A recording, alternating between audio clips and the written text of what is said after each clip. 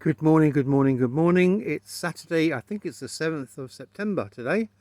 I'm bringing you another podcast or vlogcast from my allotment. Today it's a beautiful day. Yesterday it was a beautiful day, really warm and sunny. We've had pretty monkey weather up until now, so we just got to try and enjoy it. It's good to have the warm weather. On the downside, it's the heat was so bad it's mashed up one of my some of my potato plants down at the bottom. Anyway, I'll give them a good water and hope I can save them. In dyslexia news, I'm decided that I'm going to sign up into. There's a government database where you can sign your organisation up, as long as it's a company limited by guarantee, which we also are, as well as a social enterprise. So I'm going to try and sign up into that soon. I tried doing it before, and it was a bit daunting for me. I don't know. I will look at it and I will endeavour to get it done over the next, however long it's going to take. I'm just going to do what I normally do, take it little and often, and go at my own pace and a way that works with my own dyslexia, again, instead of working against it. And that's the main thing. Couple more weeks and I'm going to pick up our Prestige Award. Not heard much about it yet, but a couple more weeks to go before it actually happens. A couple more weeks and I'm back at university again. They've been doing, as usual, what I like to try and do is get the paperwork kind of things, the basis set down, all ready to go when it happens. The uni are being helpful, which is always nice to happen, and they know that the paperwork and me just don't mix. But I work well with the students and get a lot of good feedback. So I think it's just the way it is. You can't be good at everything, and I'd rather be good at working with the students and not so hot with the paperwork, rather than really hot with the paperwork and not so good with the students. I think my main job is the students. I've kind of got myself a little process that I try to keep to, and hopefully that will work again this year. I think there's a little bit of a change going on. I'm not quite so sure what it is. I'm sure they'll tell us when they're ready. Any other news? Well, I had my Jags. Up in Scotland, we talk about inoculations or vaccinations and any kind of injections. We call them Jags, and the way that some nurses put them in, they didn't half Jag. I had both my flu vax and my COVID vax. I wasn't expecting the COVID vax. The flu one was fine. The COVID one bloody stung. Ouch. But there, that's the way it goes. I'm such a baby. I should be used to bloody injections right now. I've been getting them for most of my life. Still, as I said before, back to the allotment. As you can see, the potatoes, they've gone. There we go, turn it around.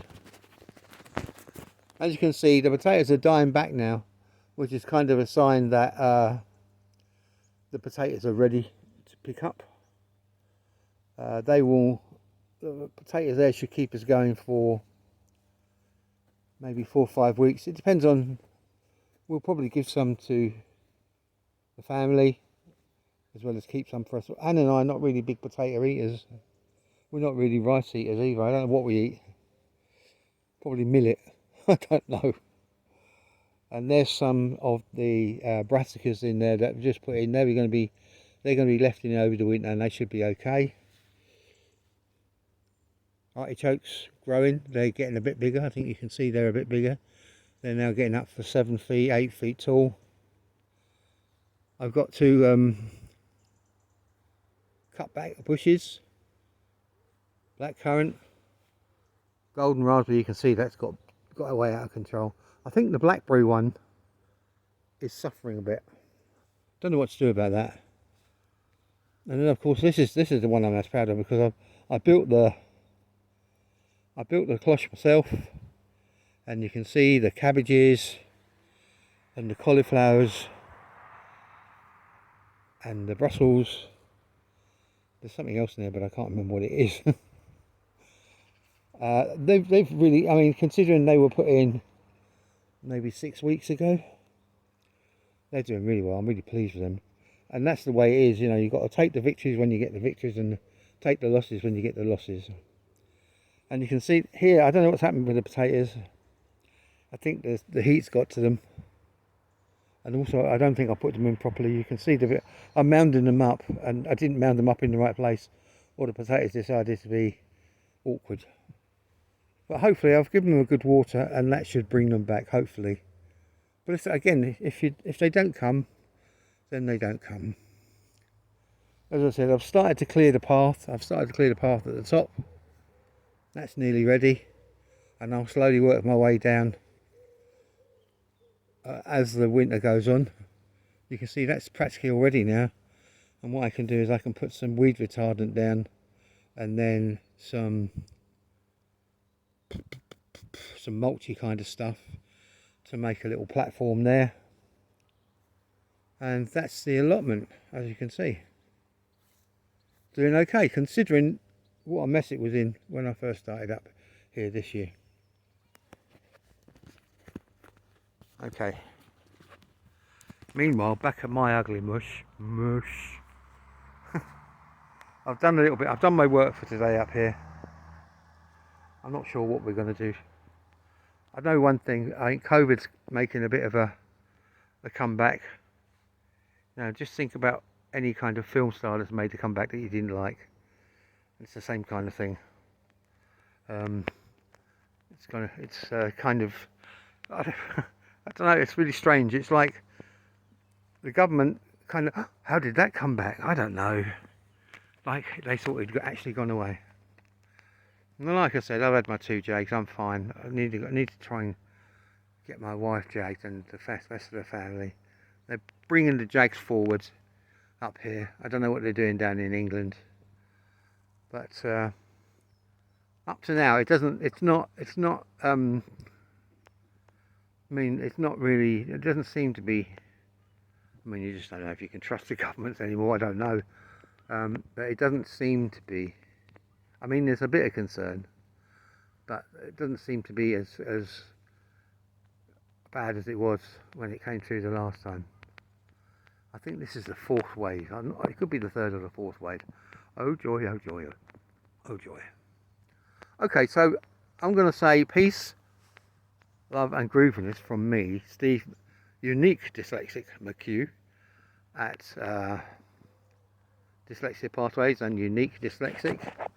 As always, if you would be kind enough to leave a like or subscribe, or even if you have something to say, something to share, some news to share, you know, just let me know and I'll include it in one of my podcasts. I'm going to start podcasting again. I've got a number of articles together ready to record and then edit and then start uploading them onto the channel.